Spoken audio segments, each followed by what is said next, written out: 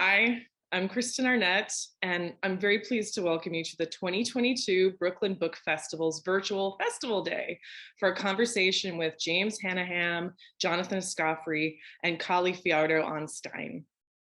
Before we begin, I want to let you know that books by authors in this program can be purchased in the link below. I'm very thrilled to be here. I think this is a group of superstar, rock star authors, and I feel very thrilled to be in their presence and to get to take up a little bit of their time today and share them with you all. Today, I've asked them if they'd honor us with a few short readings very quickly, and I'm going to introduce each author and have them read and do that. Like I'll do a bio, have them read, do the next author and have them read, and then let them take it away and be in conversation and we can just enjoy. So first up is James Hannaham. He's a writer, a visual artist, or both. His novel, Delicious Foods, Little Brown, 2015, won the PEN/Faulkner Award for Fiction, the Hurston Wright Legacy Award, and was a New York Times notable book. He's shown work at Open Source Gallery, the Center for Emerging Visual Artists, and won Best in Show at Main Street Art's 2020 exhibit, Biblio Spectaculum. In 2021, he released Pilot Imposter, a multi-genre book inspired by a Fernando Pessoa anthology, to considerable acclaim. His third novel, Did Nobody Give a Shit What Happened to Carlotta, just came out in August. So thank you, James, for reading for us today. Thank you for having me, even though I haven't gone anywhere. I'm still fascinated by the phenomenon of Zoom. I know, I'm the last person left who's like fascinated with it. It's still like, well, I'm at home and I'm still, but I'm somehow out there. Thank you for that intro, and it's great to be here. I'll try to keep this as short as I can. I thought I would read a little bit from the scene in which Carlotta Mercedes, who goes into prison as presenting as male and returns 21 and a half years later, living as a woman to Brooklyn, as you can see depicted behind me. And the book basically follows her most of her first day back in Brooklyn, out of prison. I'm gonna see if I can find a good place to start. So this is the moment at which she reunites. Well, I keep using scare quotes, but she reunites with her son, whose name is Ibe, spelled I-B-E.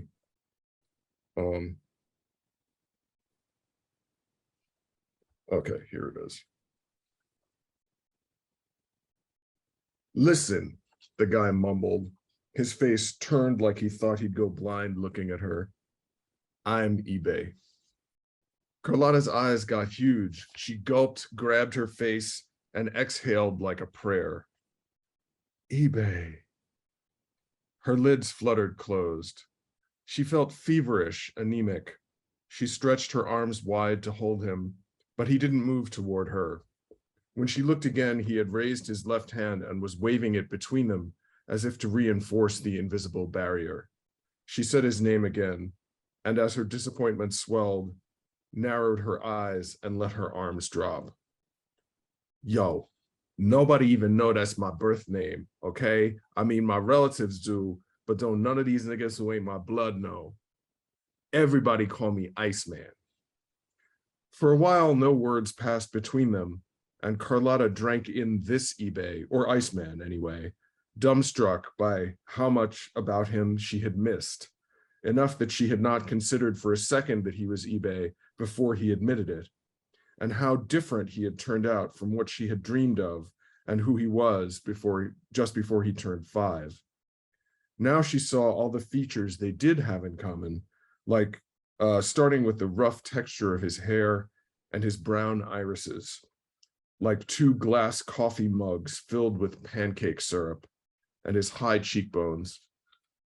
He had Jasmine's heavy eyebrows. Well, eyebrow, really, but obviously they both be plucking him a whole lot. She probably taught him to do it. But them lips of his is Paloma's, or used to be her lips, and now he got them, and that look in his eye is pure thing one. She wanted to ask why he had changed his name, his beautiful African name, but she figured she had just heard the answer from his stupid friend who made fun of the fact that his name is eBay because it sounds like the website. And she didn't think he had a right to question anybody's decision to change their name. Hey, we both changed our names like mother, like son. It started to feel pointless to try to stitch the two of them back together like that, but she had no other needle in her sewing kit. Iceman looked everywhere except her eyes. So this my dad, huh? He said, like some tramp blaming a tricky god for his dumbass fate. He nodded to himself and smiled wryly like he couldn't believe anything, not what had happened, not what was happening right then, not what would happen after, and had no intention of accepting any of it. Even Carlotta sometimes thought of him as a fluke, the miracle child of two careless queer club kids, the improbable blessing of an MDMA odyssey. Lord, that's full of love and chemicals. I actually remember thinking that having straight guy sex would be kinky.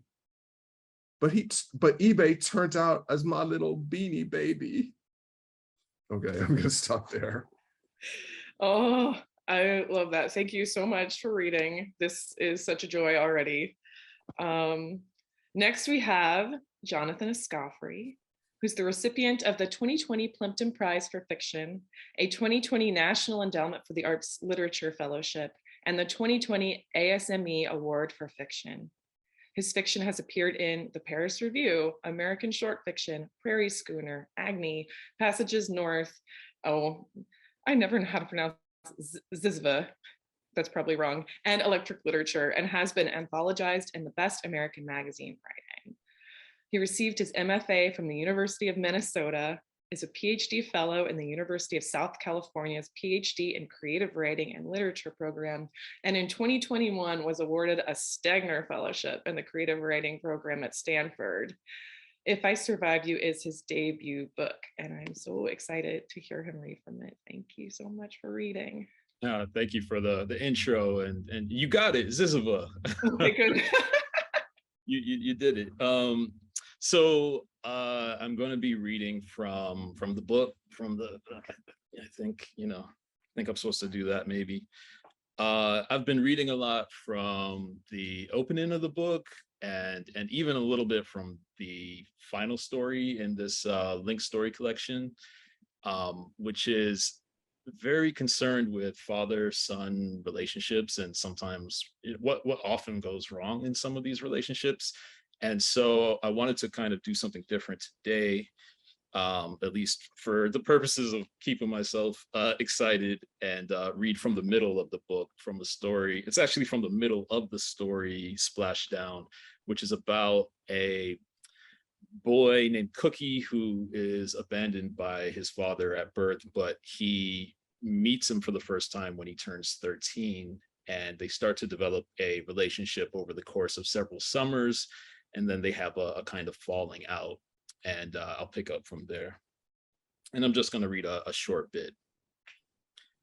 His baby boy had emerged, slippery and screaming, into the world when the panic began blooming inside Cookie. They'd agreed on Julius after Leanne's grandfather, and once Julius had been wiped clean, swaddled in a hospital blanket, handed to Leanne, exhausted, red-faced in spite of her brown skin, she'd had the wherewithal, after minutes of staring, of breathing him in, to spin Julius toward Cookie, saying, "Look, your nose." But Cookie had already recognized it, like an arrowhead glued to a sapling. Of the anxieties Cookie had brought into the delivery room, passing down his least cherished feature had not been one. He had, of course, considered whose face he'd eventually come to see in his son's, his or Leanne's, or some near even split, or else neither, though Cookie figured that would reveal itself over years, months at the earliest.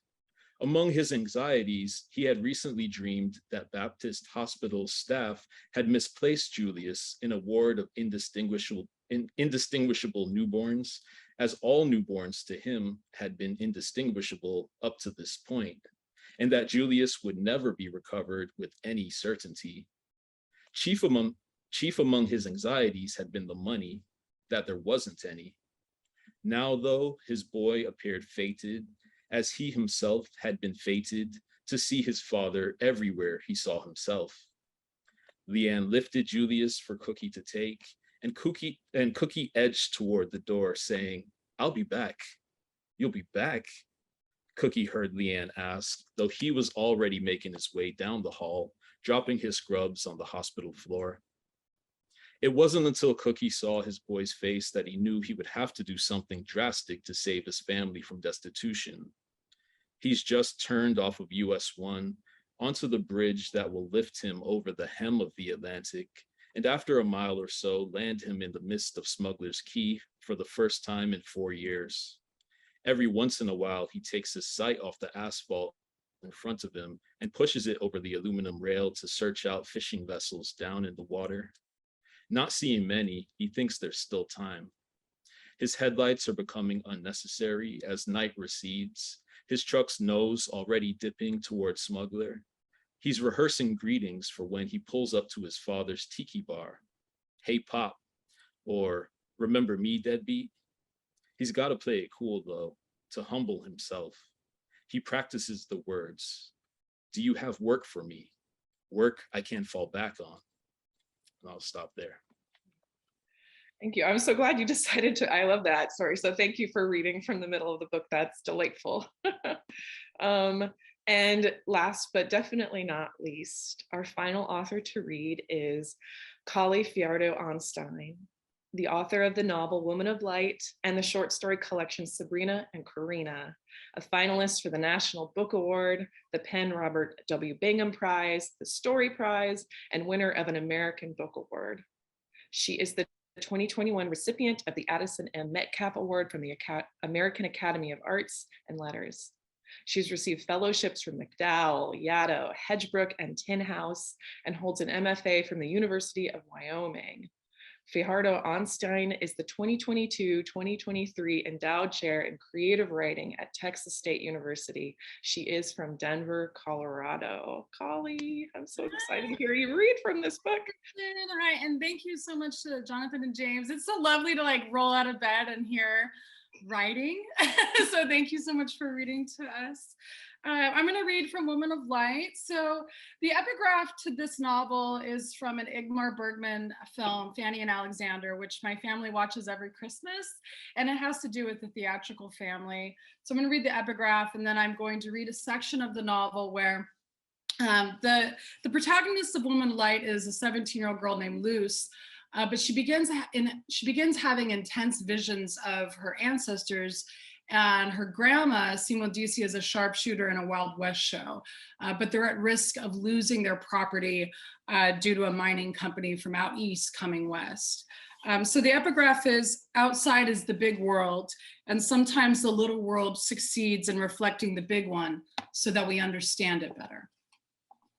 Simodicia's final shot, The Lost Territory, 1905. She had warned him, told him they were losing the theater, but Pidre assured his wife that Mickey had taken care of it. "They're paying, it's a lease, don't worry." Again and again, her husband explained to Simodicia that no human being can own property. Again and again that summer, Simodicia watched as new tents went up throughout the property, the canvas shacks flickering her eyesight like the blurred edges of reality just before a person faints, lights out. The tents soon gave way to permanent wooden structures, towers serving as platforms above newly dug portals into the earth's crust. The Anglos built smelters in a matter of weeks, and the landside erupted with the sounds of their gutting, the churning of machinery into the ground, the picks and axes of men beating weapons into rocks. There were company guards, armed men who patrolled the grounds, their pitiful retired military rifles, the same colors as their hands, smeared in gray dust. Simodicia never saw this new element, radium, the cause for this glowing rush. And as the prospectors came near and near to her adobe home, the Lopez family began to suffer the sounds of white men pissing into sagebrush, the streams of their spit into tin pails, the grunts they made when relieving themselves anywhere they pleased in the clotted woods. Simodicia wondered about the lands where they had come from and what state of disregard had they left them. There came a long, dusty, shadowed afternoon when Pidre returned from Animas with his cart empty, though he had intended to stockpile grains and rice for the coming theatrical season. From their porch, Simodicia watched him arrive, her hand held high above her eyes, a shadow protection. Pidre's lips were tight as he walked toward the house, his deep burgundy hat crinkled in his hands. They're saying balance, he told his wife. Simodicia shook her head. She told him that couldn't be right. And when I paid it, they told me my money was no good. And what do you mean, said Simodicia. They said Indian and Mexican money is no good here. Money is money, said Simodicia, and squinted beyond her husband's shoulders. Not to them anymore. That afternoon, Simodicia walked into Mickey's office. Show me the deed, she said, and pointed a Smith & Wesson at his feet. She cocked the hammer, 3 clicks, a drum roll. Mickey sipped bourbon from a clay mug with his sagging jowls, and he looked mildly inconvenienced. He shook his head and shriveled in his wheeled wooden chair. He stood slowly and went to the top drawer of a cherry oak cabinet. He pulled the deed from its resting place and flung the paper across his desk at Simodicia. It's no use, Simo. That son of a bitch screwed us. She scanned the document, lowering her revolver and tucking it into its holster beneath the folds of her dress, warmly against her thigh. When she came back, she gazed at Mickey with such contempt that she felt like smacking him in the face. What's this, she asked, about mineral rights? And I'll stop there. Thank you. Thank you all so much for reading. It's like, I agree with Kali. It's like a genuine pleasure to like enjoy this Sunday with you all and hear beautiful work be read aloud. So I thought a nice way to get into this is maybe we just address the topic of this panel like right away, and then we can talk about anything else we want to as well. But I thought I would put it before you all to ask the concept of the panel and what you all think of it in accordance with your work. Roads not taken, what forces shape the different paths we take in life or otherwise serve to close off those roads. So when it comes to the work that you've read from here, how does this kind of concept speak to the plots and the spaces that you've created in this work that you've read from?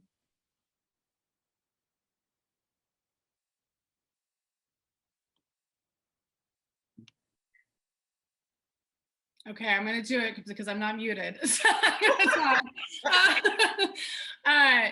So Woman of Light is a novel that is based on the oral tradition in my family.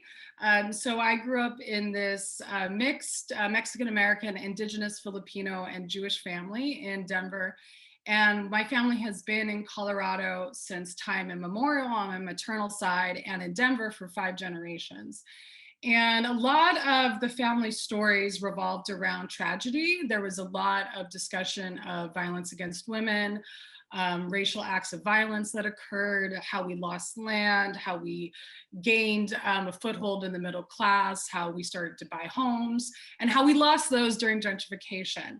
And so Luz, as a character, when she begins to have these visions that transport her back to the ancestors, one of the things that was so striking to me is that how one act of violence can alter a family line for eternity.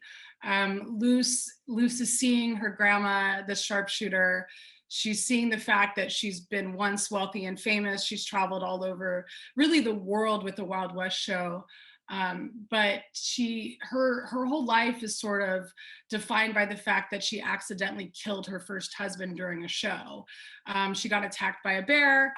The gun goes off because she's way too talented to mess up her shot. And that act of just fate completely controls the family after that.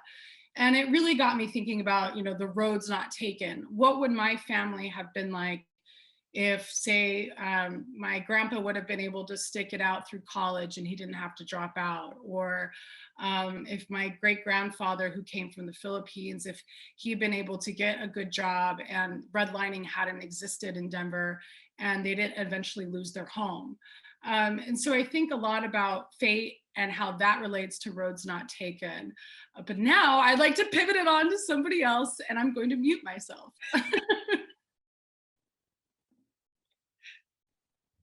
I feel like I can take this question a little bit literally, because a lot of didn't nobody give a shit what happened to Carlotta is a kind of travelogue through a certain part of Brooklyn. And I almost always think to myself, when I consider like the choices that I made about where Carlotta was going to go, I'm like, I should have tried to, write about her going to a different area of the city. But then, the book would have been like 600 pages long. And I'm like, I had to cut it down a little bit at least.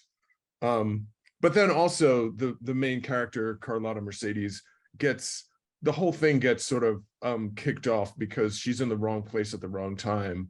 Like a cousin of hers he's decided to rob a liquor store, and she happens to be there at the same time. Like they walk into the liquor store at the same time, and so this sets off a chain of events that, like, not because of anything she's really done or been before does she wind up in jail for such a long time. And then, she gets a lot of time added for, what they call bad behavior, which is, and other sorts of things, which is actually, her getting abused more than anything else. So, I mean, there's a lot about, I guess, to some degree, choices, but I feel like choices is less an interesting idea in like fate to me than like sort of social circumstances that force situations on people. Like I've always been really horrified by that idea that like you become an accomplice or an accessory to a crime just by being in the wrong place at the wrong time. Like you could be with somebody you've never met before and you don't know their intentions, and suddenly they pull out a gun and start robbing somebody, and you're, if you don't do anything to stop that from happening, like it's on you. That's your life. So anyway, that was sort of what I was I think that's the best way to connect those things to the theme. Yeah. Jonathan? Yeah, it's not me. I think the way I connect to the theme or the topic is that my book's about a family of Jamaicans who wind up emigrating from Kingston to Miami in the late 1970s, largely because of the political turmoil and the political unrest, the rise in violent crime that was taking place in and around Kingston at that time, and that's both in reality and in the book. And they have their second son in Miami, and he grows up to kind of struggle with his identity as this first generation Jamaican American. And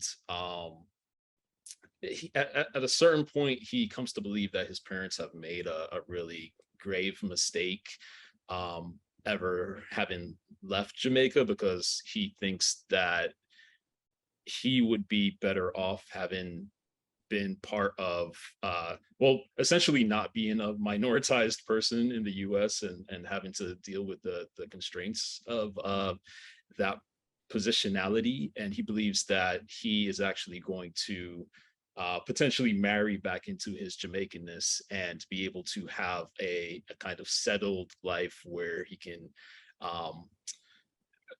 basically benefit from the privilege of relative racelessness in Jamaica. And the more he tries to kind of reclaim this Jamaicanness, the more he falls out with his father in particular. And he goes away for college. He goes to college in the Midwest and winds up moving back to Miami during the recession around 2008.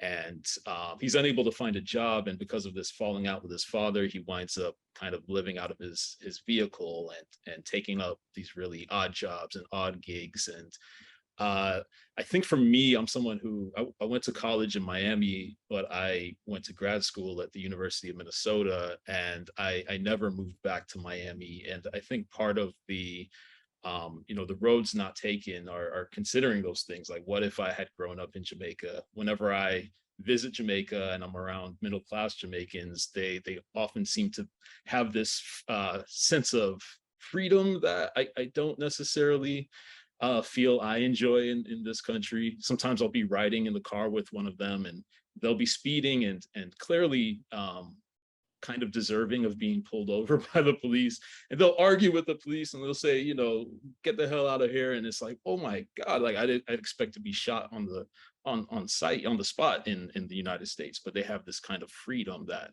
I don't enjoy. But so I've imagined that road, that parallel universe where I never left. And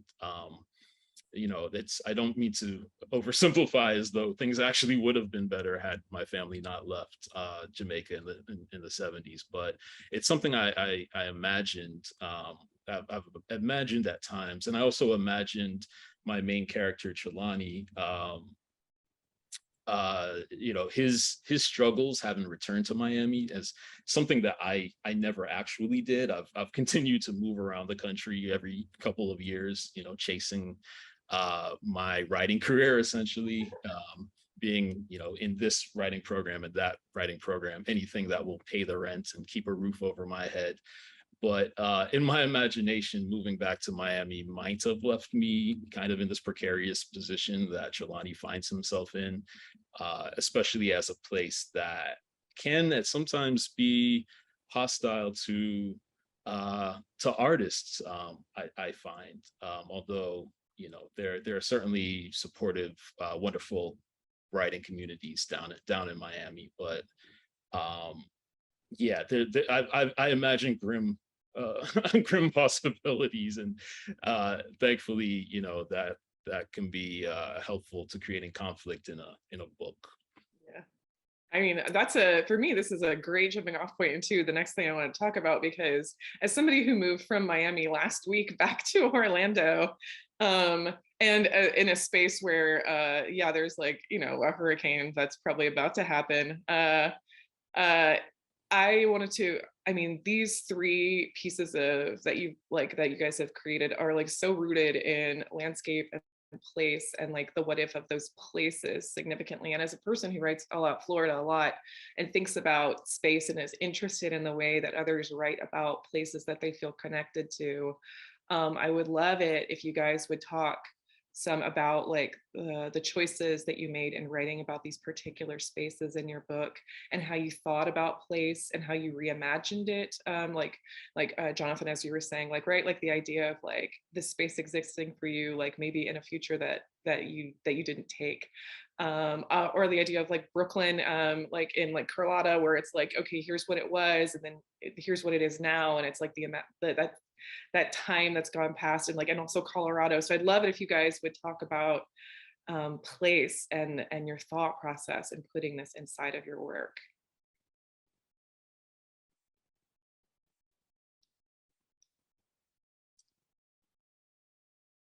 You're also shy.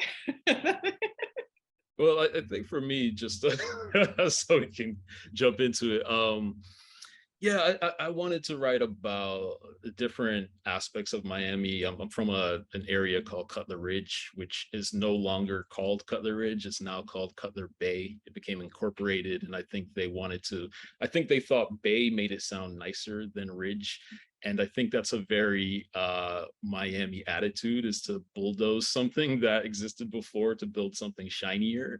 And I also wanted to write against this idea of Miami as the glitz and glam of South Beach, because Miami, for Miami natives, is obviously so much more. And I think in a way I just wanted to document my at least my perspective or my lived experience in Miami, in a sense. There's one story in which I have my two mainish characters, Trelawney and Delano, their children, and they're kind of they've decided to battle the neighborhood animals, which include crabs that are coming into the neighborhood in the thousands, and millipedes that are popping up through their drain pipes, and these nighthawk birds that are attacking them when they're walking the dog around the neighborhood. And a lot of that stuff happened when we were children, and I sometimes wonder, like, do people know that this kind of strange place exists or existed in the US? And to me, in a way, it was like trying to make sure that this setting is added to the historical record in a sense, and affirming that worldview and that reality as I experienced it anyway. And I think that was kind of important to me to mine those memories and get it in print, I suppose. Okay, I'm gonna talk now. I'm gonna unmute myself. I hope some of my students are watching this, because I'm always trying to get them to put place into their work, and I'm trying to explain why place is so important. So Denver in Colorado is central to all of my work, my short stories, my novel. And a lot of it has to do with the fact that I'm coming from my homelands. So those are my homelands, those are where my people have been. But it's also because place and history has had such an enormous impact on my family, and this idea of invisibility. So I come from a subset of the Latinx indigenous community. We are from Southern Colorado, Northern New Mexico. Many people in my community, they are descendants of Pueblo Native people and other nations that are from the Southwest. But we don't really exist in the popular consciousness of what a Mexican American is. And so you grow up with this idea that you don't deserve to exist. You're not real, nobody talks about you, you're not on TV shows, you're not in commercials, you just don't exist. So I sort of was like radicalized by that as a young person. I remember being very obsessed with history and sitting there listening to Colorado history classes and never once hearing that we existed was really perplexing. And so in addition to wanting to be a writer my whole life, I wanted to be an archivist, because I wanted to make sure that our stories, much like Jonathan was saying, I wanted to make sure that we were put into the historical record, that future generations would have to contend with the fact that we existed and continue to exist, and we continue to blend and change. But one of the things that I'm trying to do with my work over my lifetime is make sure that after I'm gone, my family still has record of who we were, because of the flattening of place that's happening right now globally. There's this idea of the strip mall, the internet, everything is sort of becoming like this one sort of monoculture due to Instagram and Twitter. And that really, that's not real. Like, what's underneath all that still has to do a lot with geography and geopolitical issues underneath that. So in Woman of Light, to bring it back to the novel that I'm supposed to be talking about, Woman of Light, Luce is living in the 1930s in Denver, and she's having these visions back to Southern Colorado, which I call the Lost Territory. It's the territories of what was once Mexico, lost United States, but also just indigenous lands. The reason I wanted to have that layering of place is because I wanted readers to understand the connection between the rural experience, people that had come from these villages in the 1920s into the cities, into the urban space, into the 1930s, and just realizing what an abrupt apocalyptic ending that was to their way of life that they had lived for hundreds and hundreds of years. I'm so obsessed with place though, so I need to stop myself because I can just keep going and going. I guess that means I should stop you.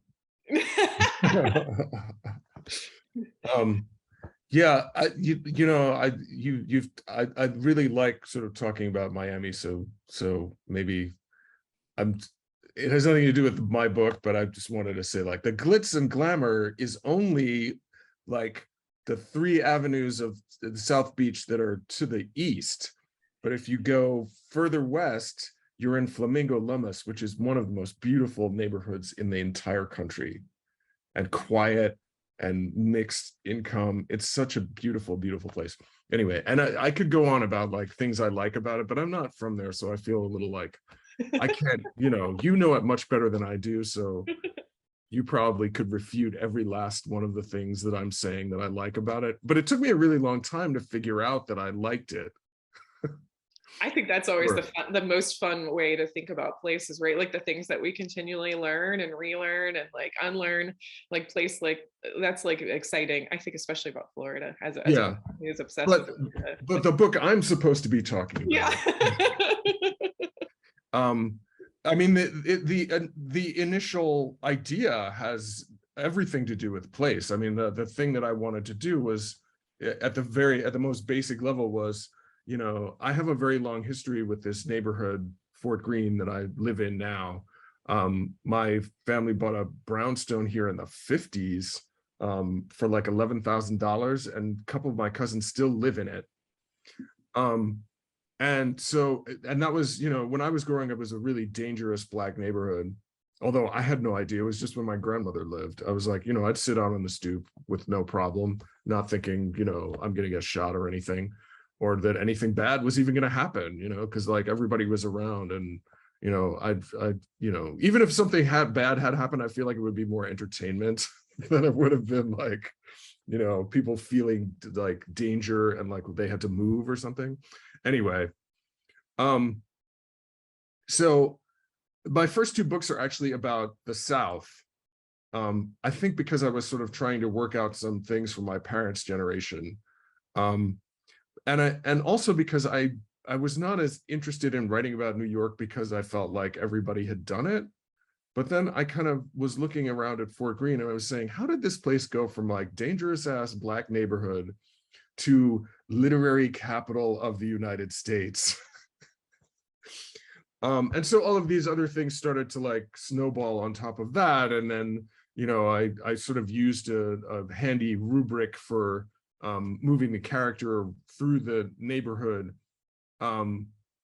in a way that would be both sort of the character like looking around and saying, oh my God, everything has changed, in a very sort of granular way that I felt like a lot of other writers who did not grow up coming to this neighborhood would not have known about. But like there are tiny little dog whistles everywhere for people, for like native New Yorkers and people who did walk around these streets the whole time. And so, I mean, there's hardly anything but place in the story, but I've also got really fascinated with interior spaces because it's about the carceral system. And I'm kind of fascinated with like those drab, horrible spaces that are so oppressive just all by themselves. Like the weird sort of gray-green walls and the furniture that's kind of falling apart, or it's just like so generic and bad that it falls apart. Like those interior spaces like have a kind of psychology that I think works its juju on people who are in those spaces. So that was another thing that I was kind of interested in terms of space or place. That might not be as obvious as like, this is a book that's very emphatically about Brooklyn specifically. Well, New York, I wanted it to be more about New York State actually, but somebody imprisoned in upstate New York is not going to know as much about upstate New York as somebody who's not. Anyway. Yeah, I mean, I love that. Like I felt this like, oh, moment when you said that thing about like, right, like the interior of spaces also, and in terms of like what is lacking, or like how that affects like us as people moving through them, or and thinking about it as a writer, like how does that affect character, and like what does that like do to a person inside of a story to be surrounded by that? Dang, okay, I'm gonna be thinking about that a lot today, actually. Okay, this is I mean, the character also spends a lot of time in solitary confinement. Sure, yeah. So there's another space. Sure, yes, absolutely. And I think that's like, yeah, I'm gonna be literally thinking about that all day, if not the rest of the week. It's just it's a good way to think about how how space shapes us, not including like outside space, but the actual like the walls. Right. I mean, I think solitary confinement is a great example of that, because people Yeah. literally go nuts from, you know, the lack of, you know, mobility and the lack of you know, the lack of air, essentially. You know, so there's a lot that you start to lack by being, you know, locked away like that. And it does really psychologically mess with you. Yeah. Yeah, I think that, I mean, that's a good point too. I wanted to talk as well about family and community in these books. As a person who's queer, and like how community and family works for myself, it's always interesting to think about like the dynamics of family and community and those roles that they play in forming us and also shaping us, and also what happens when there's a lack of those things or we lose them. And I think all three of these works deal with family and community in similar ways, but also disparate ways. And so I'd love it if all of you would talk a little bit about like the idea and the impulse about family and the construction of it, and what it meant to look like that inside of each work.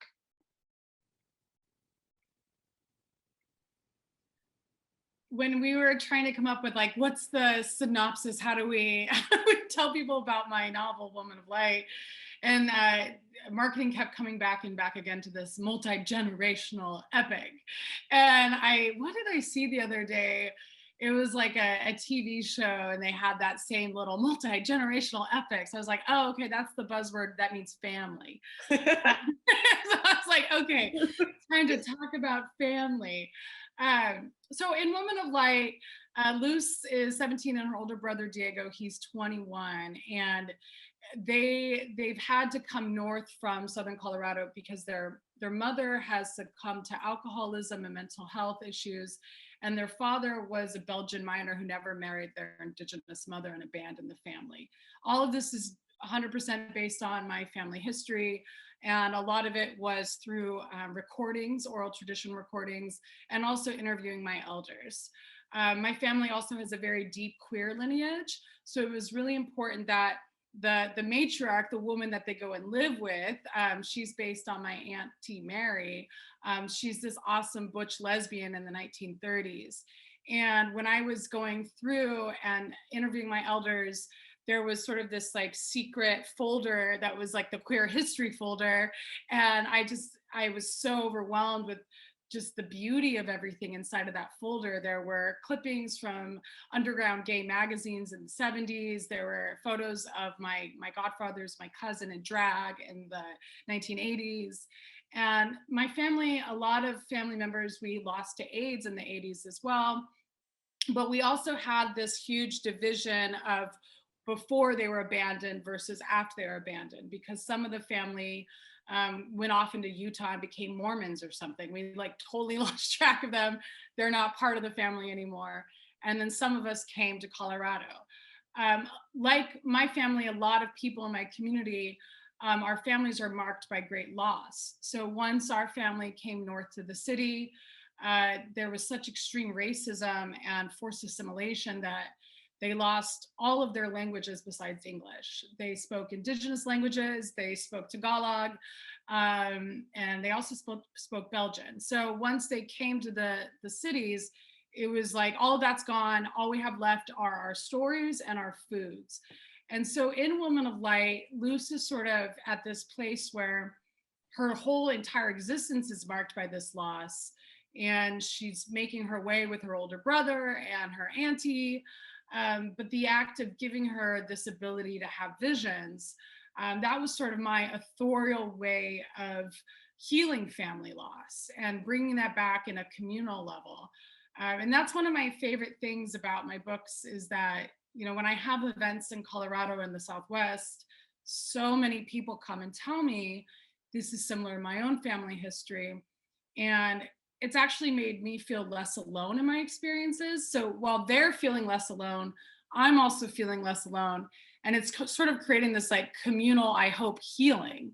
And that's one of my just favorite things that's occurred with family and the notions of it in both of my books now.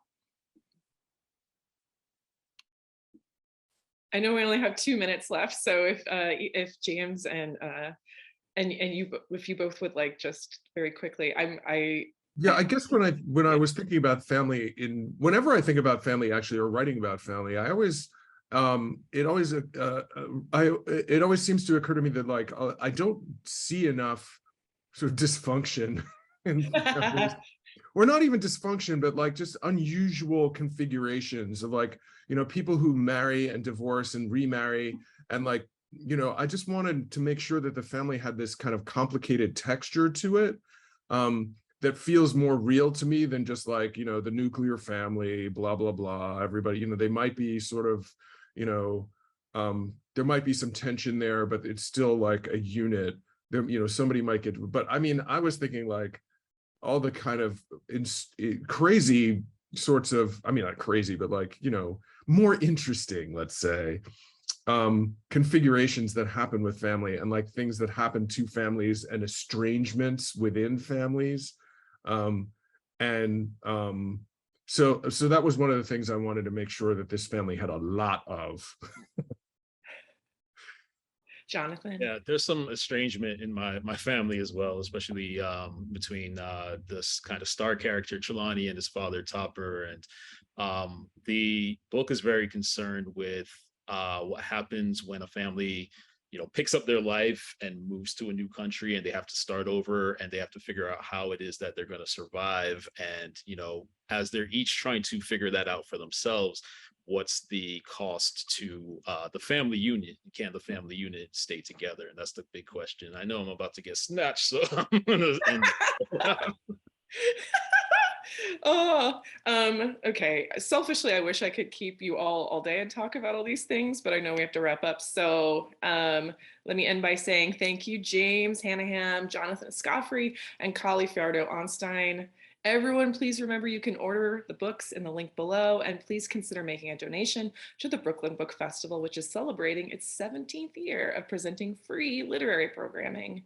And a reminder that if you are in New York City next week, the in-person festival takes place on October 2nd in downtown Brooklyn.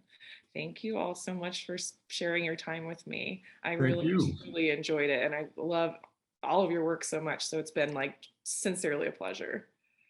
Thank you, Thank Kristen. you. Thank you, everybody. Thank you, Jonathan. Thank you, James. Thank you all.